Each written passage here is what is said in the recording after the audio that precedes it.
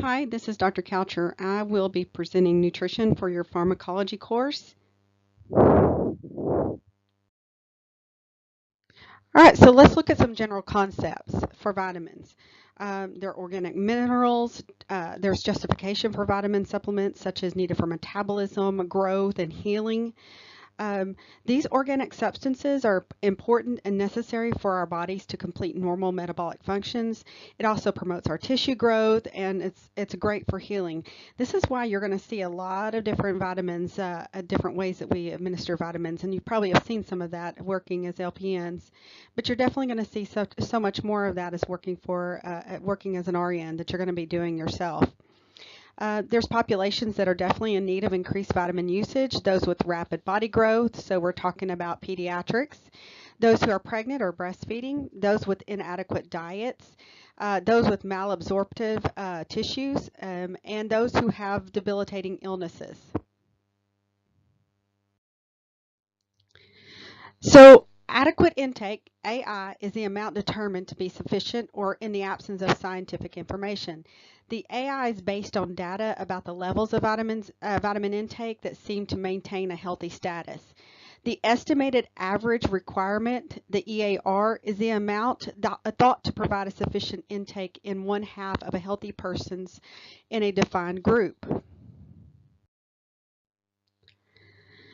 We have fat-soluble vitamins, and we also have water-soluble vitamins. The fat, we're looking at vitamins A, D, E, and K.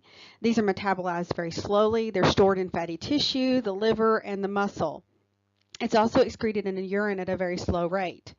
Our water-soluble vitamins are the vitamin B complex and C. These are not stored in body, consistent, steady supplementation is required for these vitamins, and it is readily excreted in the urine. So the first vitamin that we're going to look at is retinol. Its function is essential for bone growth, maintenance of epithelial cells, tissues. Night blindness is usually the first indicator of this deficiency. The RDA for adults and children, 700 micrograms per day for females, 900 micrograms a day for males, 770 micrograms per day in pregnancy. And it is suggested that 1,300 micrograms per day for lactating females. You can get this in different food sources: fortified milk, butter, eggs, leafy green and yellow vegetables, fruits. Natural A is found only in animal sources such as cod, halibut, shark, and tuna, or fish oil. Its administration is going to be oral or IM. There are some adverse reactions: teratogenic effects, leukopenia, aplastic anemia, hypervitaminosis A, and the patient will have some hair loss and peeling skin. If a severe deficiency is evident, then the adult will need greater than 1,300 micrograms per day. For a child, we're looking at 600 micrograms per day and up to 1,700 micrograms per day, depending on that pediatric child's age. Calciferol, the function is major role in regulating calcium and phosphorus metabolism. The RDA, the adults, is 1,000 milligrams per day, or 600 international units a day. And if they're going to have 1,000 milligrams per day, the best way in which to do this is to split it up between 2 600 milligrams or 2 500 milligrams of international units. Its administration is going to be orally. Hypervitaminosis, D, is an adverse reaction to it, and they're going to present with hypercalcemia, anorexia, nausea, and vomiting. Vitamin D can be found in fortified milk, cereal, eggs, fatty fish, and liver. Did I hear a resounding ugh to liver? Because that, to me, is gross. So now let's talk about some vitamin E. The function of vitamin E: it promotes formation and function of red blood cells and muscles and other tissues. It has some antioxidant properties. When they have a deficiency, their red blood cells are broken down. It's given orally. If they're given large doses of it, or this person happens to take large doses on their own, they're going to see some fatigue, weakness, and GI upset, and headaches and breast tenderness. The RDA for adults is 30 international units per day, not to exceed the upper limit of 1,000 milligrams per day.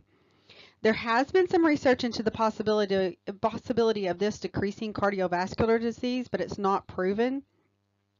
The American Heart Association does not recommend, though, that we give this to women to prevent CVD. Vitamin E, can be found in whole grain cereals, wheat germ, green veggies, sunflower seeds, milk, eggs, meat, avocados, asparagus, and vegetable oils. Vitamin K. There are 3 forms of vitamin K. It is essential for blood clotting. The RDA for adults is for males 120 micrograms per day. For females, it is 90 micrograms per day. And newborns are given a single dose. We've already talked about this in women's health. You've seen this if you've been to women's health clinicals and watched as a woman has given birth. We'll do this. We'll administer a single dose of vitamin K, IM, to these babies. And why is that? Because what's going on within the gut? It's a sterile environment. We've got to give them this vitamin K. Administration is going to be oral or parenteral. It is never IV. If they have a deficiency, they're going to have a spontaneous hemorrhage. Vitamin K is found in leafy green vegetables, liver, cheese, egg yolks, vegetable oil, and tomatoes. And let me just tell you right now, I should have said this on the very first slide. You need to know your vitamins and you need to know the nutrition, and there's a reason for that. A lot of NCLEX style questions it's going to be a lot of teaching. And what would you encourage a patient to eat when they're home and they have a deficiency, or they're going home and they've had a deficiency? What do we want them to increase in? So know your vitamins. There's 3 forms, like I said, of the vitamin K. There's K1, K2, and K3. K1 is the most active form. It is a synthetic type made by plants, and it is the bulk of dietary vitamin K. K2 is synthesized by probiotic bacteria in the digestive tract, and K3 is just another synthetic form. But vitamin K is primarily stored in the liver and other tissues. Half comes from our intestinal flora, with the remaining from our diet. So now we're going to move on to our water-soluble vitamins, our B complex. We have B1, B2, B3, and B6. B1, the thiamine deficiency, they're going to have polyneuritis, cardiac pathology, Wernicke encephalopathy, and this is most commonly associated with alcohol abuse. We're going to replace this with IV administration. The B2, the riboflavin, it treats dermatitis and migraine headaches. B3 is a nicotinic acid or niacin. It treats pellagra and hyperlipidemia. And the B6, the pyridoxine, treats vitamin B6 deficiency, neuritis, and that's caused by treatment of the tuberculosis. So when we're treating tuberculosis, we're going to have to replace this B6 vitamin. Now let's go back up to that Wernicke encephalopathy. That is a syndrome, is a major CNS disorder. They will have confusion, nystagmus, diplopia, ataxia, and loss of recent memory. And if this patient is not treated, they will have irreversible brain damage. So vitamin C is a water-soluble vitamin, absorbed readily through the GI tract, is distributed throughout the body fluids. The kidneys excrete vitamin C mostly unchanged. It helps with tissue repair and growth, carbohydrate metabolism, protein and lipid synthesis, and it is required in the formation of collagen.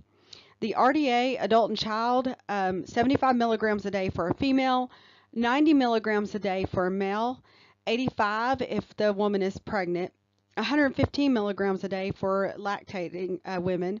Smokers, though, may require 35 milligrams more a day than non-smokers. Children require 15 to 75 milligrams a day, and that's going to be depending upon their age.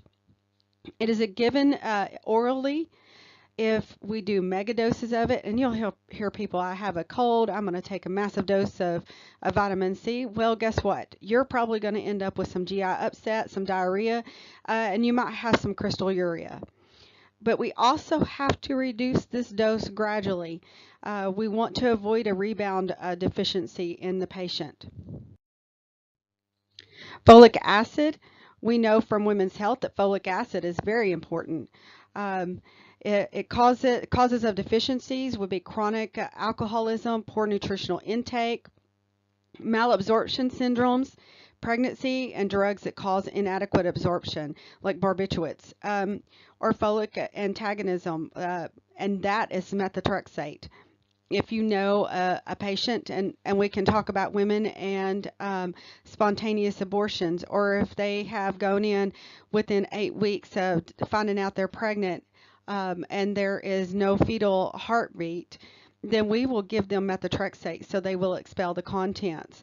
And so on the flip side of that, if she's not already taking folic acid, then guess what? She needs to start some folic acid. All women of childbearing age should be on folic acid. Um, uh, and and and that would be about 400 micrograms per day in addition to what they get in their foods. The function is it helps in formation of genetic material and proteins for the cell nucleus. It assists with intestinal functioning, prevents selected anemias, and is essential for body growth. The typical adult dose is going to be 400 milligrams a day. Administration is going to be orally. Signs and symptoms of a deficiency: anorexia, nausea, stomatitis, diarrhea, fatigue, alopecia, blood dyscrasias. During pregnancy, it can affect the fetal CNS development. Vitamin B12, we're still on those water solubles. Essential function is for DNA synthesis. It aids in folic acid conversion to its active form. It's needed for normal hematopoiesis and to maintain nervous system integrity. Now, the RDA, your textbook does not list a recommended daily dose for it. And so I cannot give you a recommended daily dose. But a deficiency is uncommon unless there's a disturbance of the intrinsic factor and intestinal absorption. Administration is going to be orally or IM, and it may be given sub-Q.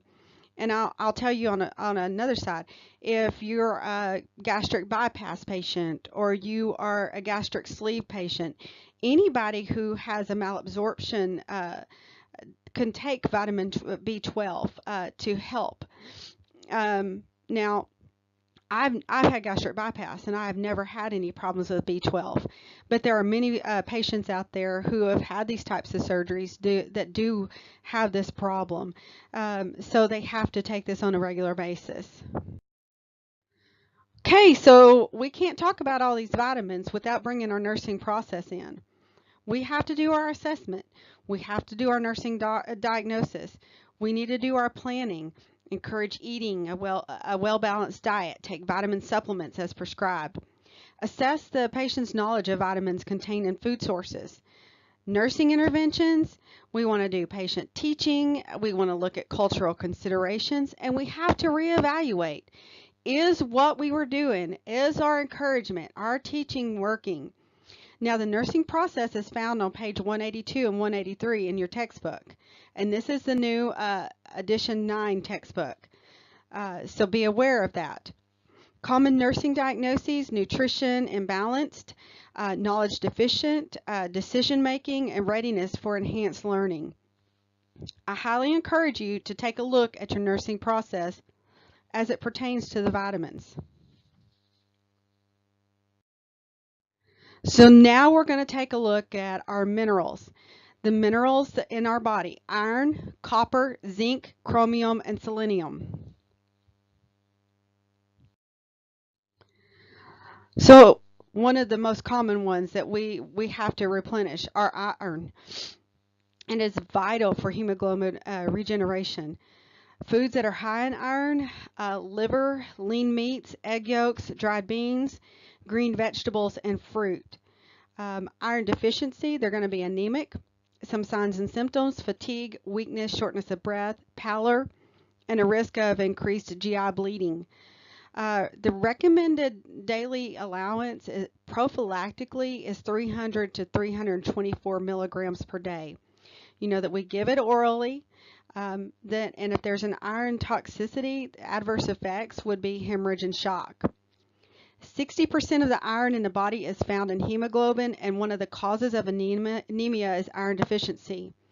So a normal diet contains 5 to 20 milligrams of iron per day. Foods and antacids slow the absorption of iron, as do tetracycline, quinolone, antibiotics like Cipro. Vitamin C will increase the iron absorption, though. Chamomile, feverfew, peppermint, and St. John's wort will interfere with the absorption of iron and other minerals. So remember that. During pregnancy, iron requirements increase due to the expansion of the maternal blood volume and the production of RBCs. Thus, with the increased need, many pregnant women can't meet this requirement with their diet alone, so we have supplementation that we usually provide for them. About 27 milligrams per day are recommended during pregnancy and for 2 to 3 months after delivery, especially if these women are lactating. Infants up to 12 months old will have, it's suggested 11 milligrams per day. Children from 1 to 8 years of age, 7 to 10 milligrams per day. Males from 9 to 50 years of age, 8 to 11 milligrams per day. Females, and this is where it starts breaking down quite a bit. Females 9 to 13 years of age, 8 milligrams per day. 14 to 18 years of age, 15 milligrams per day. 10 to 50 years of age, 18 milligrams per day, and women over 50 require 8 milligrams per day. So women through different stages of life require different levels of iron in their diet. So who do you think is the most at-risk population? All right, so now we're going to talk about copper. Its function is needed for the formation of red blood cells and connective tissues.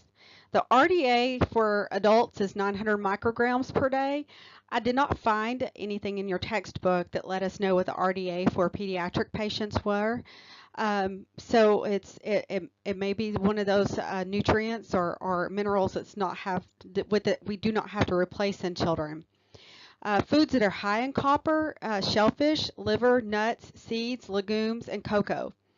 A deficiency may lead to anemia, a decrease in white blood cells, glucose intolerance, a decrease in skin and hair pigmentation, and mental retardation. Excess is associated with Wilson's disease. And I don't know about all of y'all, but I can do without the liver. But the cocoa, now that's something that I can certainly try to get into my diet with copper.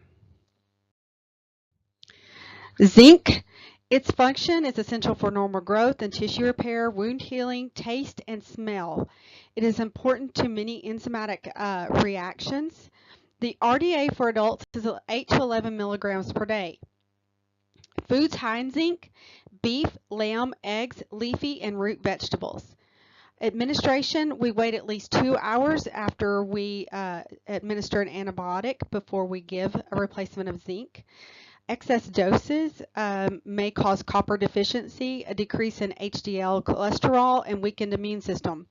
So interestingly, though, my mother was in the hospital over the holidays, and she is in liver failure. So occasionally we end up in there with hepatic encephalopathy. This occasionally, like I said, it wasn't her first rodeo. However, it's been a long time actually since we've experienced it. So I haven't had to deal with her ammonia levels very high. So lactulose has not been one of those common medications that we take. So she was given the lactulose with her ammonia levels very high. And along with this, the GI doc following her had stated in some recent research he was going to be prescribing zinc for short-term use while she was on the lactulose. So I kind of threw that in there because I thought it was interesting. I like when physicians come in and they say, hey, the recent evidence-based research tells us this, and so you may see that when you have patients that show up in the hospital with high ammonia levels that require lactulose, that you're going to be also giving them a zinc IV. Chromium, its function may be helpful in the control of type 2 diabetes. I thought that was pretty interesting. When I suffer from type 2 diabetes, I wish I'd have done my own research in nutrients and decided to take some chromium as a replacement, just because I had so much problems with my diabetes. Patients taking chromium also are, and with oral hypoglycemic agents or insulin, may have a hypoglycemic reaction. So we have to monitor them closely, and we need to teach that to the patients as well. There is no RDA, however, recommendations are adults 25 to 35 micrograms per day is considered within a normal range for adults and children older than 9 years of age. Foods that are high in chromium: meat, whole grain cereal, and brewer's yeast. Selenium. The function is it acts as a cofactor for an antioxidant enzymes that protects the protein and nucleic acids from oxidative damage. And it works really well with vitamin E. The RDA for adults, 40 to 75 micrograms per day. The lower dose is recommended for women with a higher dose for men. Foods that are high in selenium: liver, seafood, eggs, and dairy products. Some excess doses may lead to weakness, hair loss, dermatitis, nausea, diarrhea, abdominal pain, and garlic-like odor from the skin and breath. And it is actually thought to have an anti-carcinogenic effect. So again, we can't talk about anything without dealing with our nursing process. It is in everything that we do as a nurse. This is found on page 185 and 186. So we're going to look at our assessment. When assessing our patients, you need to ensure you begin with a thorough history. What current medications are they on? What herbs are they taking? Get a medical history of any health problems, such as frequent anemia. Assess for signs and symptoms of iron deficiency anemia. Look on your iron slide. Look at what those are. Assess your patient's red blood cell count, hemoglobin, hematocrit, iron level, reticulocyte count, and now do all that before you start and throughout the therapy. Interventions: we want to encourage patients to eat a nutritious diet to obtain sufficient iron. Iron supplements are not needed unless the person is malnourished, pregnant, or has abnormal menses. So if you have a patient who bleeds several times a month, or has frequent breakthrough bleeding, or they have heavy menses, then we're probably going to need to supplement these patients. Store vitamins in a light resistant container, and when administered IM, it should be done with a Z-Track. The Z-Track method is to avoid leakage of the iron into any subcutaneous tissue and skin, which will then result in some irritation and stains to the skin. We want to teach our patient to take the capsule or tablet between meals with at least 8 ounces of juice or water, because we want to promote absorption. If it irritates the GI tract, then take it with the food. And do not take it within 1 hour of ingesting antacids, milk, or milk products such as ice cream or yogurt.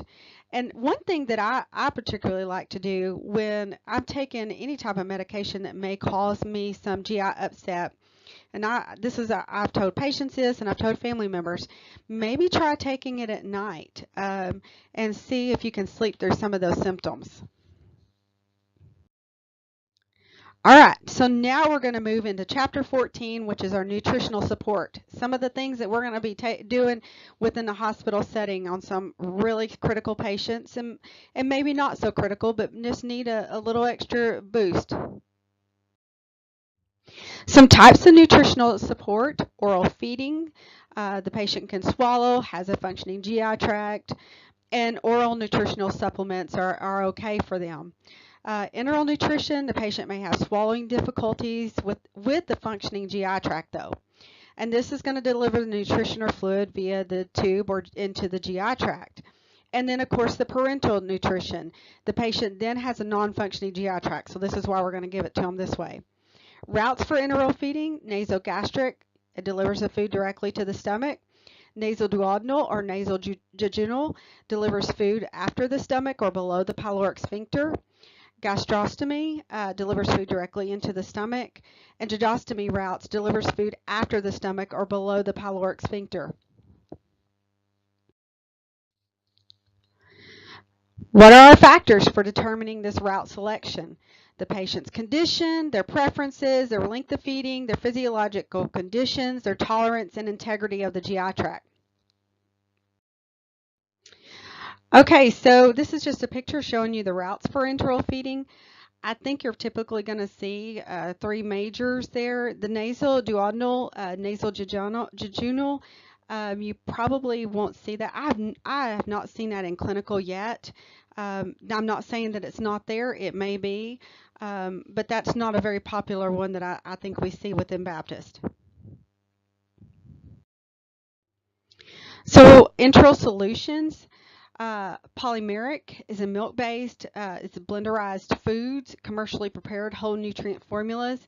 So we're looking at Boost, Ensure, FiberSource, Isocal, Osmolite, Resource, and UltraCal.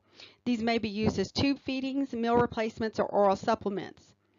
Modular formulas, it's protein, glucose, polymers, lipids, and it's a commercial prepared. Duocal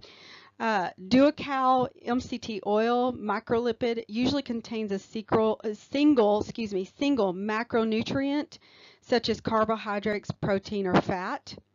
The modular formulas contain the protein, glucose. I just read that. Elemental or monomeric are the pre-digested nutrients that are easier to absorb. They'll have pre-digested proteins, simple carbs, plus a small amount of oil or a blend of triglycerides. It's a good choice for patients who lack the ability to digest or who have small bowel absorption problems. And then commercial specialty formulas. We're looking at pediatrics, A2 milk. This one I've been seeing really big on TV commercials. And it's usually for people who are allergic to milk protein that thought maybe for all this time that they were lactose intolerant. Also renal, Nepro, Soplana, these are just to name a few, and they are specific to the patient's diagnosis with macronutrients and modular nutrients. Methods for delivery, we're going to have it through a continuous infusion pump, intermittent infusion by gravity, intermittent bolus by syringe, or cyclic feedings by infusion pump. Continuous feedings are prescribed for the critically ill and for those who receive feedings into the small intestine, so it's going to be a slow rate, usually over 24 hours. Intermittent feedings are administered every 3 to 6 hours over 30 to 60 minutes with an infusion pump or gravity drip. Intermittent infusion is considered to be an inexpensive method for administering enteral nutrition. Cyclic feedings is another type of continuous feeding. Is usually infused over 8 to 16 hours daily. Day infusion is considered for restless patients or those at risk of aspiration. Some complications from it: dehydration, aspiration pneumonitis, diarrhea, and refeeding syndrome. Sorry, I had a little mess up there. Enteral safety. Some nursing implications. We got to think about what our role is in these types of feedings. We have to make sure that we properly position our patient. Ensure that the patient has audible bowel sounds. Check the gastric residual prior to intermittent feedings and Q4 to 6 if it's a continuous feeding. Confirm any newly inserted tube before beginning feedings per the agency policy. So whatever the policy is within the facility that you work, you need to make sure that you do not use that tube until it is confirmed via x-ray.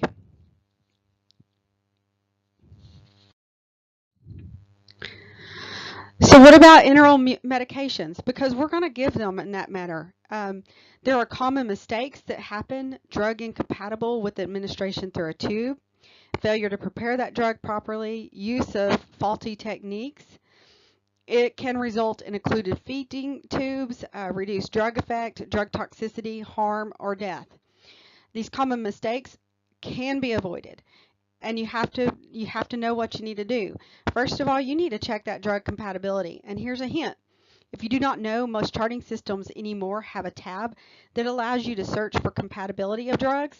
We also need to prepare the drugs appropriately and ensure the techniques for administering and follow the best evidence-based practice.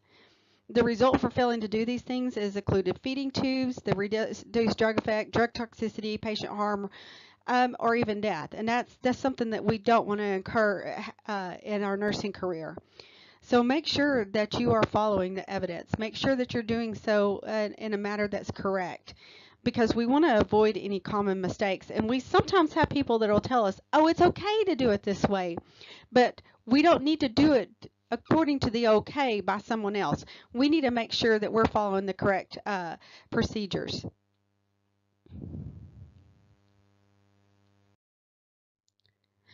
Some more nursing implications for enteral feedings. Um, Drugs cannot be dissolved and should not be crushed, are time release, enteric coated, sublingual forms, or bulk forming laxatives. So if the drug is not crushable and it happens to be one of those, we don't need to crush it. We don't want to mix any meds with feeding formulas. Remember, prior to and after meds have been administered, it should be flushed with at least 15 ml of water. Once this has been done, the feeding can be started again. Make sure you know what the protocol is, though, for the facility that you work for. This is just a base protocol. This is maybe something that NCLEX is putting out, that this is what they would suggest. Okay, so that's why 15 ml of water is here. Just know that wherever you work, there probably is a different protocol, and physicians write different orders. So we have to go by whatever the protocol or the physician's order is. We want to make sure that we prepare each med separately and flush the tube before and after delivery. Many drugs can be given to patients who require tube feedings to aid in absorption and digestion and to promote gastric emptying. We'll do pancreatic enzymes, probiotics, antiemetics, proton pump inhibitors, and drugs to prevent any gastric ulcers. So let's look at our nursing process. Assessment, we want to confirm that feeding tube is securely in place. We want to listen for those bowel sounds. This nursing process is found on page 192. Nursing diagnosis, fluid volume deficient related to inadequate fluid intake or excess fluid loss. Diarrhea related to enteral feedings. The planning, the patient will not aspirate during enteral feedings. The patient will receive adequate nutritional support through enteral feedings. What do we want to do? We want to check the tube placement. We want to determine gastric residual prior to enteral feeding. We want to raise the head of the bed 30 to 45 degrees during their tube feeding. And then we go back and we reevaluate after we have done our nursing process and we've worked through the whole plan.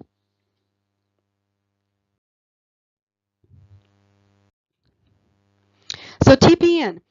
Parenteral nutrition, PN, or total parenteral nutrition, TPN, hyperalimentation, HA, those are all used interchangeably. The word for TPN means that the patient is receiving all of the required nutrients, fluid, and electrolyte requirements in the bag, and in some instances, enteral nutrition can be given along with the TPN. The indications for it, bowel obstruction, inflammatory bowel disease, severe pancreatitis, they need a gut rest, severe trauma, or severely malnourished. Solutions include amino acids, carbohydrates, electrolytes, fats, trace elements, vitamins, and water. It is individualized according to the patient's needs. So we're going to look at labs being drawn daily, and usually these solutions will be administered through a PICC line. And that's going to depend on the facility. Remember, though, this is a base that we're going to go on for NCLEX. Depending on the facility, if TPN is to go longer than 4 weeks, it is suggested a central line be placed.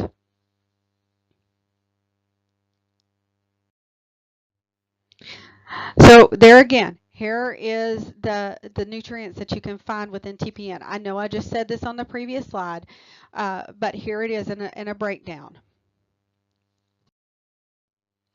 So complications from TPN, they can have a pneumothorax, a hemothorax, air embolism. A prevention, we want to look at the Valsalva maneuver. If you don't know that, it is in your textbook. You need to look at it. Infection, hyperglycemia, hypoglycemia, and hypervolemia. So again, look at your nursing process for TPN.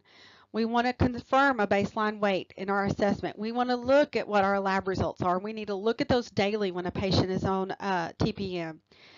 Some nursing diagnoses: nutrition imbalance related to altered nutritional support, infection related to parenteral nutrition solution due to high glucose concentration. The planning: we want to look at the patient's nutrient needs. Will they be met via the parenteral nutrition? We want to avoid infection. How are we going to do? What are we going to do about this? How are we going to intervene? Compare the lab results with the baseline findings. Check for any signs and symptoms of overhydration. And we need to also reevaluate and make sure that our plan is working. That is the end of your nutritional support in pharmacology, Nursing 2301. I will see you in the classroom at some point. Y'all have a great day.